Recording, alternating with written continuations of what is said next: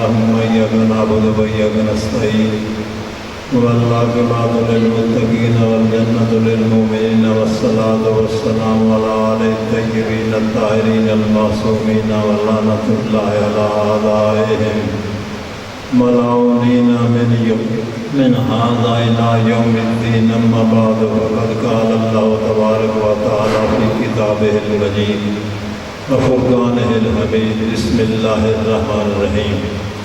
یاسین والقرآن الحکیم انک لمن المرسلین علی صراط مستقیم. حاضرین مجلس، عزیز دوستو، درود پڑھے محمد والے.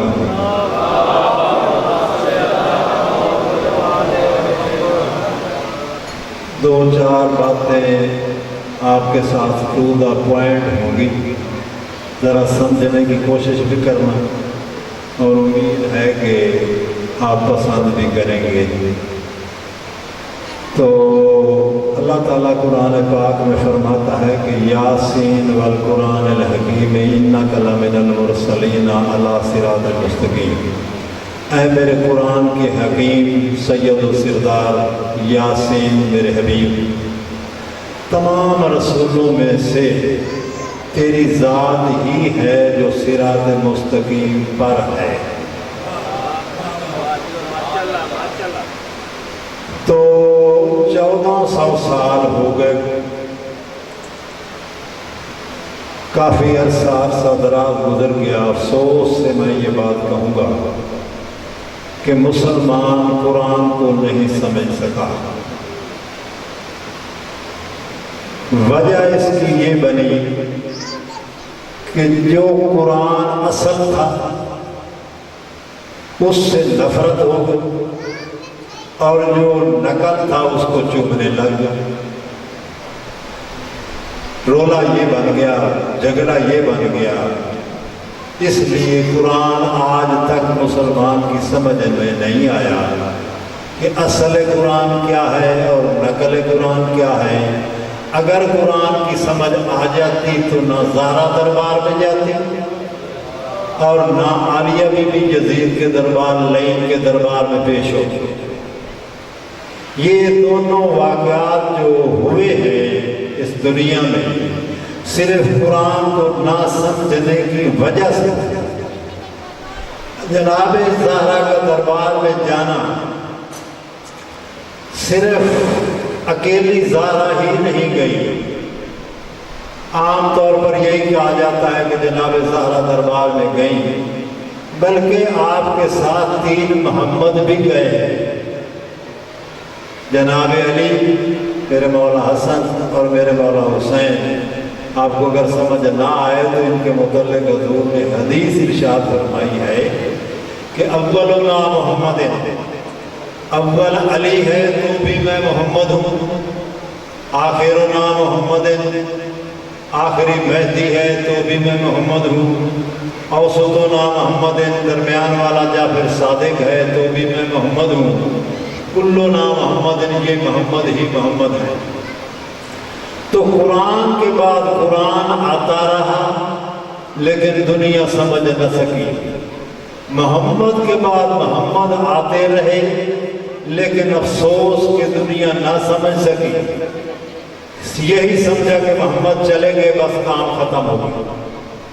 تو جناب زہرا کا آیا مقام کیا ہے؟ وہ دربار میں گئی تو اسے یہ بھی نہ سمجھ سکے درباری کہ یہ وہ بیٹی ہے جس کی تعظیم کے لیے رسول نہیں بلکہ رسالت کھڑی ہو جاتی ہے. رسول نہیں، رسالت کھڑی ہو جاتی ہے. تو قانون شریعت محمدی میں یہ اصول ہے شریعت کا کہ بیٹی باپ کے سامنے آ جائے تو وہ سر جھکائے اور باپ اسے پیار دے اور وہ چاہے بیٹھ جائے چاہے چلی جائے. یہ ہے اصول شریعت محمدی. لیکن پتہ نہیں اس بی بی کو قدرت کاملہ نے کیا مقام بخشا ہے کہ جب کبھی بھی جناب رسالت مآب صلی اللہ علیہ وآلہ وسلم کے سامنے آتی تھی رسول نہیں رسالت کھڑی ہو جاتی تھی۔ وجہ کیا ہے؟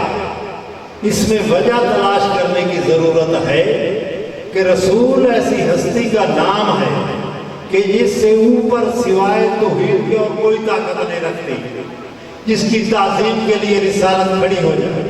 تو پھر اس بی بی میں کیا جوہر ہے؟ کوئی رسول اس کی تعظیم کے لیے کھڑے ہو جاتے ہیں، تو یہ میں کہنے پر مجبور ہوں کہ اس بی بی کی تعظیم کے لیے رسالت کا کھڑا ہو جانا، یہ بات ثابت ہوتی ہے اس کے دامن میں توحید ہے، ادھر حکم ہے توحید کے لیے نہیں، کوئی نہیں، ادھر حکم ہے توحید کا کہ جناب زہرا کے تعظیم کے لیے اے رسول کھڑے ہو جاؤ، اور ادھر دامن زہرا میں توحید چھپی ہوئی ہے۔ اس لیے جناب رسالت محمد صلی اللہ علیہ وآلہ وسلم کو یہ حکم ہے کہ جب زہرا دے ایک دن میں 1000 بار بھی سامنے آئے تو تعظیم کھڑے ہو جائے۔ یہ ہے مقام زہرا۔ اور باقی بات رہی کہ صراط مستقیم کیا ہے، تو آج تک صراط مستقیم ملا کو نہیں ملی۔ وہ کہتا ہے ہمیں صراط مستقیم پر چلا، خدا خبر وہ ریل کی پٹڑی ہے جس پر چلنا چاہتا ہے یا کیا ہے صراط مستقیم؟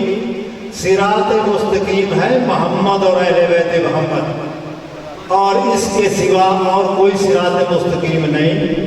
صراط مستقیم کا معنی ہے سیدھے راستے پر چلنا ہی نہیں، بلکہ سیدھے راستے پر لے جانے والے کو صراط مستقیم کہتے ہیں۔ اس لیے صراط مستقیم محمد اور اہل بیت محمد ہی صراط مستقیم کا نشان ہے۔ اس لیے ان کا دامن پکڑو اور صراط مستقیم آپ کے ہاتھ میں ہے۔ اگر ان کا دامن چھوٹ گیا تو صراط مستقیم ہاتھ نہیں آئے گی، اور کوئی صراط مستقیم نہیں۔ بروز محشر اعلان ہوگا معشور کے دن کہ وَامْتَازُوا الْيَوْمَ أَيُّهَا الْمُجْرِمُونَ أَلَمْ أَعْهَدْ إِلَيْكُمْ يَا بَنِيَّ آدَمَ أَلَّا تَعْبُدُوا الشَّيْطَانَ إِنَّهُ لَكُمْ عَدُوٌّ مُّبِينٌ وَأَنِ اعْبُدُونِي هَٰذَا صِرَاطٌ مُّسْتَقِيمٌ کہ اے بروز محشر الگ ہو جاؤ، اے مجرمین، میں نے تمہیں نہیں کہا تھا کہ صراط مستقیم کا دامن نہ چھوڑنا، اور آپ صراط مستقیم سے دور ہو گئے، تو یہ ہے صراط مستقیم جس کے لیے میں نے تجھے کہہ دیا تھا کہ شیطان تجھے صراط مستقیم سے دور لے جائے گا، لیکن آپ نے پرواہ نہیں کی، تو پھر آ جائیں، جہنم تیار ہے۔ صراط مستقیم سے دور جانا ہی مجرم ہے، جرم ہے۔ باقی گناہ جتنے بھی ہیں وہ قابل بخشش اور معافی ہیں، لیکن صراط مستقیم سے دور ہو جانا اسی کو قدرت کاملہ نے مجرم کہا ہے، اور وہ ہی جہنم میں جائے گا۔ درود پڑھیں محمد والے محمد۔ اکثر آپ لوگ یہ الفاظ اپنے گھروں میں بھی استعمال کرتے ہیں، لکھ کر بھی رکھتے ہیں، اور سنتے بھی ہیں، جانتے بھی ہیں، یا اللہ، یا محمد، یا علی، یا حسن، یا حسین۔ یہ باعث برکت آپ لکھتے بھی ہیں، سنتے بھی ہیں، پڑھتے بھی ہیں، اور اگر اللہ تعالیٰ وہ رب ذوالجلال ان ناموں کو اپنی ذات اور اپنی صفات میں شامل نہیں کرتا تو یہ یا کے قابل نہیں رہتے۔ جب تک یہ نام اللہ تعالیٰ اپنی ذات اور صفات میں شامل نہیں کرتا، یہ معمولی نام نہیں ہے۔ میرا سمجھانا ہی صرف یہی ہے کہ محمد اور اہل بیت محمد کے مقام کو سمجھنے کی کوشش کرو، پھر قرآن سمجھ آئے گا۔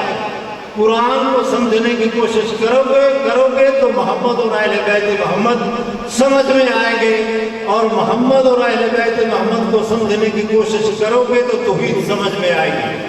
تو جب تک اللہ تعالیٰ محمد اور اہل بیت محمد کو اپنی ذات اور صفات میں شامل نہیں کرتا تو یہ لائق اطاعت نہیں بنتے۔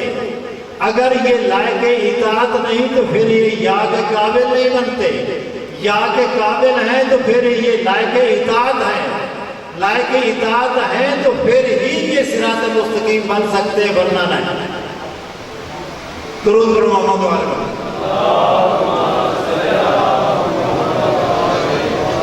اس لیے یہ نام معمولی نہیں ہے، جب ان کے ساتھ یا لگ جاتا ہے تو تمام صفحات توحیدی ان میں شامل ہو جاتی ہیں۔ اگر ان میں شامل نہ ہو تو پھر یہ یا کے قابل نہیں رہتے، یا کے قابل نہیں رہتے تو لائق اطاعت نہیں ہوتے، اگر لائق اطاعت نہیں تو پھر یہ صراط مستقیم نہیں۔ اس لیے بس یہی میں سمجھانا تھا کہ صراط مستقیم ہے محمد اور اہل بیت محمد، اس کو ان کا دامن ہاتھ سے نہیں چھوڑنا، نہ آج نہ کل۔ اور جو لائق اطاعت ہے، اللہ لائق اطاعت ہے، اس کا کلمہ ہے لا الہ الا اللہ۔ لا الہ الا اللہ کا معنی کیا ہے؟ لا الہ الا اللہ کلمہ اس لیے پڑھایا گیا ہے کہ جس کے نام کا کلمہ ہے کم از کم اس کے مقام کی سمجھ آ جائے، اس لیے لا الہ الا اللہ پڑھایا گیا ہے کہ توحید کی سمجھ آ جائے۔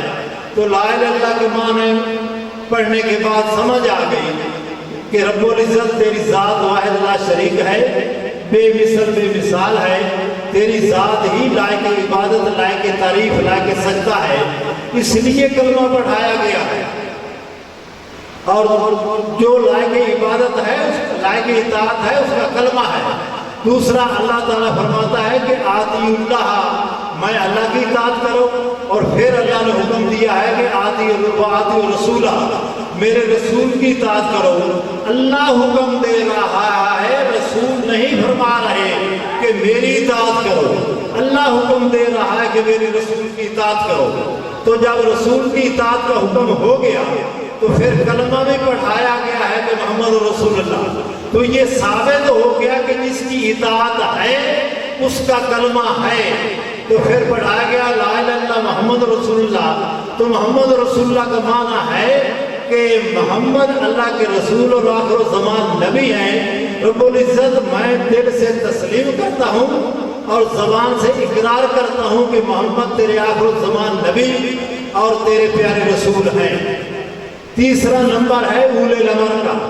اولے الامر کی اطاعت اللہ نے اس لیے کروائی ہے، اولے الامر کا معنی ہے کہ جو اس کی زبان سے بات نکل جاتی ہے اس کی تکمیل کے لیے توحید موجود ہے اور فوراً اس کی تعمیل ہو جاتی ہے۔